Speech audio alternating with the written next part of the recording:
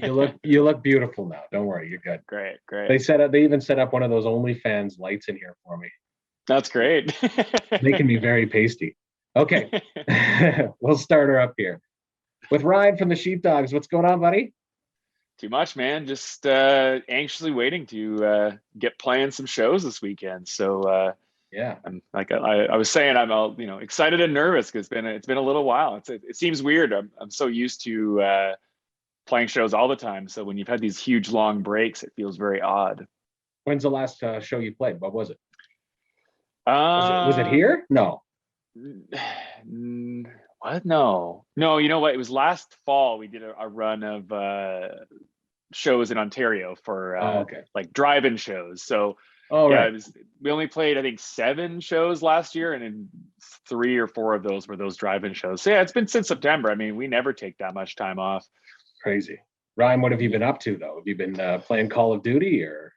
Yeah, I have been definitely playing some video games. I moved, which is a good way to fill a whole bunch of time and throw at your back and stuff like that. So I moved to a new house, so I've been setting that up. But honestly, we've been working on new tunes and doing that kind of stuff now that we're sort of allowed to get back together and do those things. And Yeah.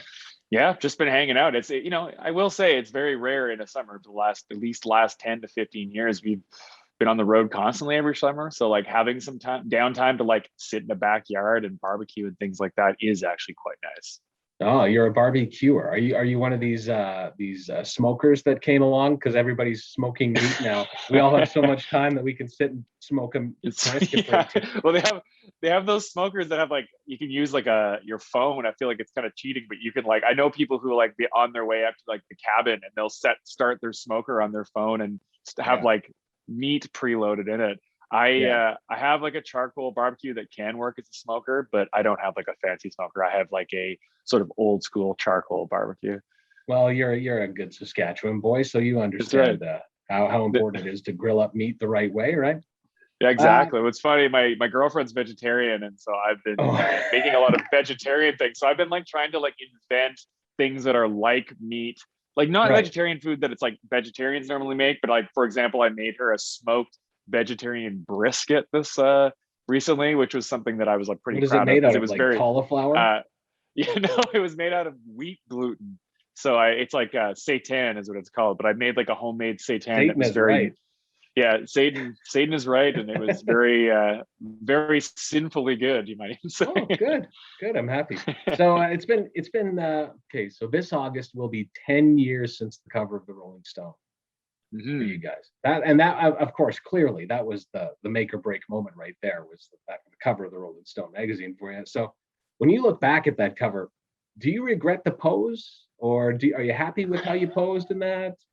Uh, I mean, because it lives I in mean, infamy. No, you've I got it. know, That's and it. it's this like always there. It's funny when we did the photo shoot for that, we were like during that time we were like playing shows in Canada and then like flying back down to New York, and we hadn't slept because we played a show. I think it was like in Vancouver. We had to do like the red eye across down to New York, and we didn't actually Right. know that we were doing the cover shoot. So yeah, there's definitely. I mean, no, I don't regret it. I mean, it's just that thing though, where it's like, uh, I don't know. You're always going to look at it differently when you've kind of when you like you said it's been scrutinized for so long. No, you No, I don't you all regret it. look great in it. I'm happy. I feel like I look good. I feel like Yeah, I feel like I've aged since then. But I mean that happens in 10 10 years. years. So Yeah. yeah. 10 years and the last 15 months, I think we've all aged 10 years. Oh, I know. And I mean, in that case, we hadn't slept and stuff. So maybe we looked more rock and roll because we've been up all night, not for like party reasons, but more because we had to fly across the country. So Dude, looked a little and bit more rock and that roll. had to have been so intimidating for you guys because I mean, Oh yeah. we're Saskatchewan kids, and then all of a sudden you're being flown out to New York for a photo shoot for the biggest music magazine in the world. So, I mean, Yeah, it was a pretty big it was a pretty big thing. It yeah, was pretty scary. I mean, at the same time though, we were like pretty confident in the fact that like we knew who we were. We weren't just like a new band that was trying to figure it out. And so, right.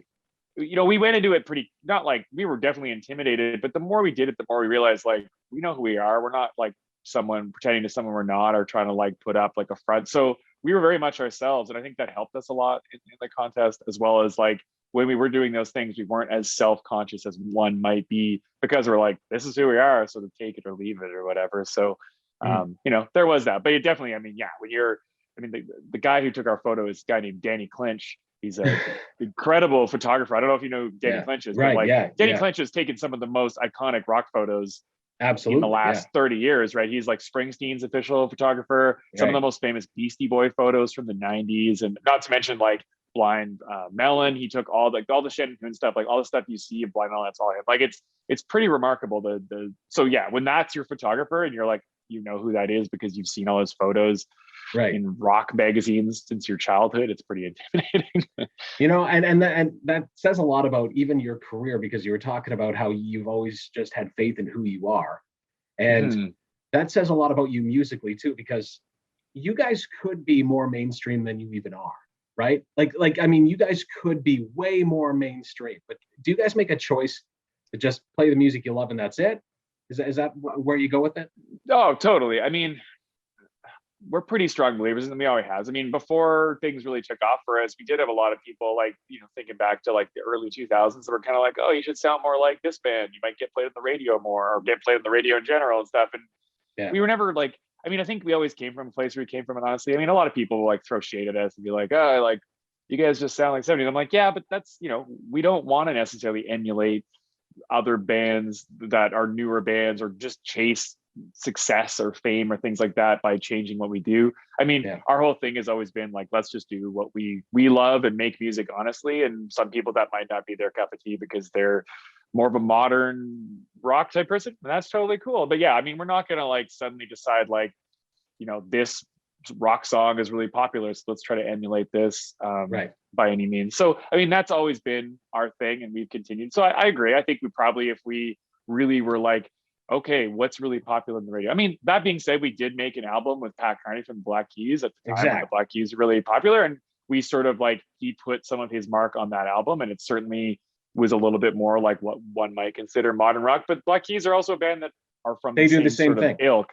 No, exactly. So I mean, I could totally see how some people might say, well, you know, you had Feeling Good sure sounds a lot like a Black Keys song. It's like, yeah, it does, because it was produced by one of the members of Black Keys, and you know, that's what we did.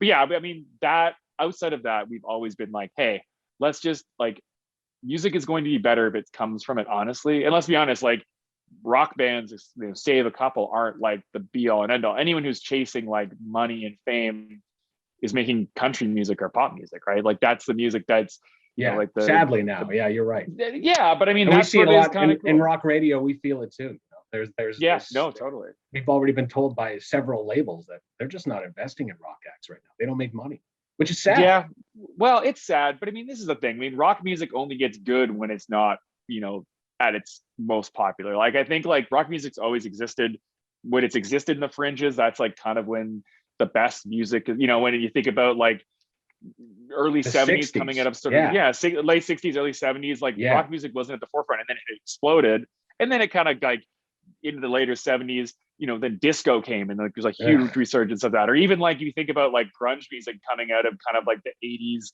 hair metal stuff, and like you know, a really big shift in rock music happened, and it's also obviously like a response to what's like really popular in the limelight. So yeah, I mean, I think that it does. I mean, obviously, like, do I wish that rock music was the biggest music in the world and it was 1971 and we could be playing like stadiums? I guess, sure. But at the same time, like, I'm into what we do, and I'd rather like kind of make a modest rock and roll, be able to do this for a living and not be like a crazy rich guy, but, you know, be able to make a living doing it. And, you know, people who love rock music are passionate about what they do. And I think that that's what keeps it alive. And I think that's why you guys still have listeners, because people still love rock music. And, you know, and like people don't want to like work at a job site and listen to like Cardi B, right? They want to listen to like rock music. And so like, that's always the thing.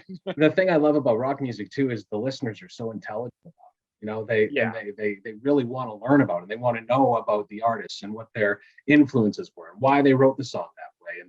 And I mean, I don't really care about what Megan Thee Stallion has to say about her song, you know, like, and that's no offense to Megan Thee Stallion. She's very talented, but it's just, the substance, it lacks it, right? But that's okay. It's making money for people. So, but I mean, that's the thing, is like when rock music is like the most popular, there's lots of rock songs that essentially are the rock version of that, right? Like it's like Oh because yeah. people are making it, and I think that again, like making music that comes from an honest place, I think resonates more than music that's coming from a like an economical place. So yeah, I mean, like again, like I think that probably if we really want to chase that, I mean, if we really, we definitely like have songs that are a little bit more country-y, and we've definitely had people like from the country world that we've played with and stuff. Like, Right.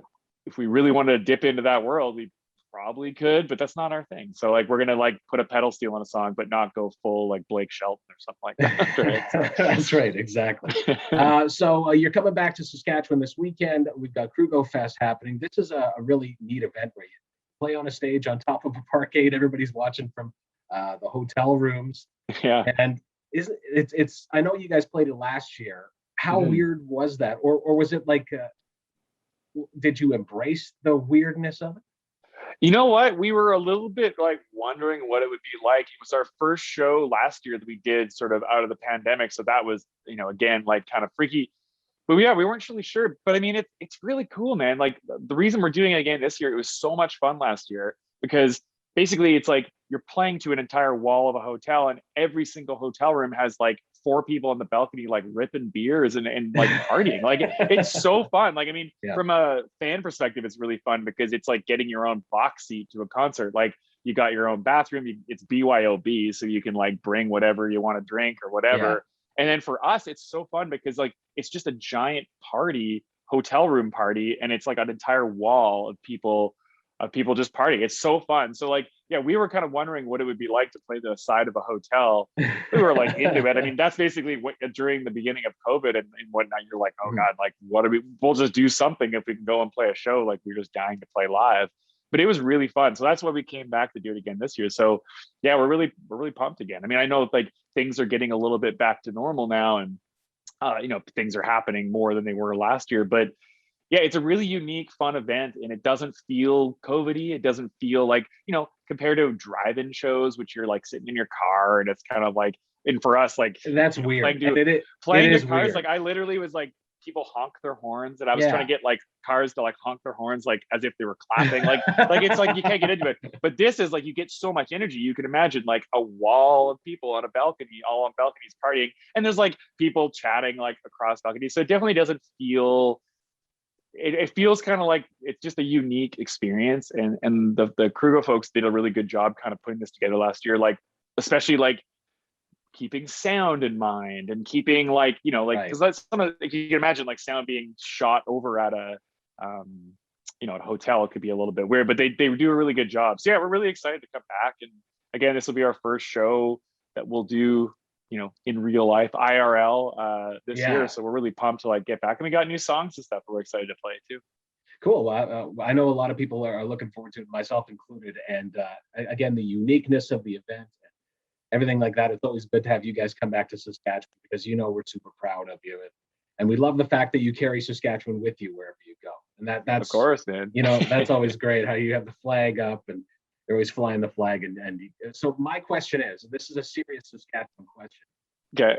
As you're from Saskatoon, I probably know where your allegiance is going to lie. But when it comes to Saskatchewan or Regina pizza, who has the best? Or Saskatoon? Oh man, I mean, we're very. This is a thing. It's tough because you know what? I think Regina has really good pizza. No, I know, like because like I've had really good pizza in Regina. I have this whole thing where you grow up like kind of like there's the rivalry thing or whatever, and I came to really like meet a lot of good friends in Regina and like have friends who moved to Regina, and I go hang out. And I came to like Regina a lot more than initially we just go to a Rider game and then be like oh whatever, Saskatoon's better. I have a nostalgic feeling to pizza from Saskatoon. There's certain places in Saskatoon where it's like is it Olympia at 4:00 in the morning? I mean I've been there, or I did that. Nino's. I guess Nino's doesn't exist anymore. I don't think, but Nino's pizza. Nino's. Yeah. But I mean, there's like the drunk nostalgia. Then there's like the birthday party, like like TJ's or something like that, which is really good. Or go to the cave and you get lost. Yeah, the cave. Like, we used to all I wanted to do was go to the Sheepdogs. Early Sheepdogs days, we used to jam and then go to the cave for wings. It was like a thing. and our Oh, friends, really? a band called Saskatoon called the Deep Dark Woods, and us would Yeah, both jam and absolutely. then go for wings on Mondays because they had really good wing night. And like their bar looks like sort of a combination of the Flintstones and like the bar from Star Trek: The Next Generation. So it's like For a sure, yeah. very strange sort of The situations. lighting Yeah, is very like corn shoot lighting. Like it's almost like it's hard to explain it. I know. It's definitely It's like a red worth a pinky trip. lighting. Yeah, Yeah. it's worth a trip. It Just like a absolutely is. huge, this interview brought to you by the Cave in Saskatoon. It's like, but it is a pretty unique place. It's I definitely a remember as place a that kid, I always wanted to go there for birthday parties. And I I don't know know it, why, but that was and it's kind of like weirdly too expensive. But like, yeah, the wings are great. We used to go there all yeah. the time as a band. It's a great place. But yeah, I'll say the last time when we were there in Regina, we got pizza post show, and it was really good pizza. So, I mean, I think nostalgia wise, I'm pretty into Saskatoon pizza, and I probably would have to side with Saskatoon. But Yeah. I'm telling you, like, I think culinarily, Regina is like kind of like happening. I feel like I've had some really good meals there, both the pizza side more lowbrow and like the nicer restaurant type thing. So Hey, you I'll can eat. I'll give you that. You're still allowed to eat at our restaurant. That's good. Thank you. I will need to eat. No, But I'm letting you get away with it because you're wearing an awesome Seeger shirt. So yeah, I know. that's why. Jim from our band gave me that for my birthday. So That's beautiful. I love it. love, And love the me mustache, some of Jim. course, as I'm a Muzzy brother. So Ah, nice. you Yeah, got that's to keep great. that along. All right, Ryan, thanks, buddy. And we look forward to seeing you again this Saturday. No Simple Thing is the new album, and go give it a listen, of course. And we're looking forward to seeing more of you live, just more bands live. And we Yeah, wish you man. nothing but the greatest of success in the upcoming months as you, I guess, make up for lost time. You bet. Well, thanks a lot. We'll see you this weekend. All right. Thanks, Ryan. Cheers, man. Thanks so much, bud. I appreciate it. Thanks, man.